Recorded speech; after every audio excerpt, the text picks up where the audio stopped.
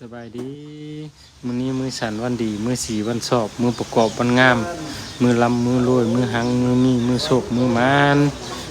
มื้อนี้มื้อสันวันดีขึ้นเฮือนเฮโจเจเผากับนางจิตตาเนาะขอให้เพิ่นลำเพิ่นรวยขอเพิ่นโชคเพิ่นหมานเด้อมื้อนี้ขึ้นเฮือนเพิ่นอันนี้เราจะพามาเบิ่งบรรยากาศเนาะตัวนี้ปฏิจากบ่ได้น้ำมนต์ซื้นโฮเซลอันนี้เจ้าภาพเพิ่นพามนต์พาซื้นได้เจ้าภาพใหญ่ใจดีพาพี่น้องพรละวงเนาะมนต์ซื้นโฮเซลกันในทางเฮเล่นเพิ่นเนาะพาพี่น้องมนต์ซื้นโฮเซลพรละบอกละวงของลำทำเพลงเนาะมื้อนี้ตัวนี้เป็นโต๊ะฮับแขกฮับบัตรเชิญเนาะอันนี้เป็นเจ้าโคตรลุงตาเพิ่นฮับแขกโซนนี้ก็จะเป็น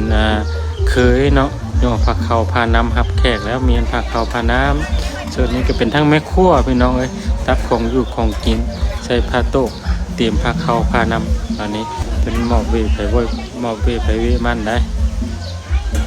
อันนี้ตักของกินใส่ผ้าโต๊ะใส่ถ้วยแล้วก็ให้ตัวนี้เป็นต้มเนาะตักต้มตักแกงใส่ผ้าโต๊ะแล้วก็ย่อไปฮับแขกฮับคนพี่น้อง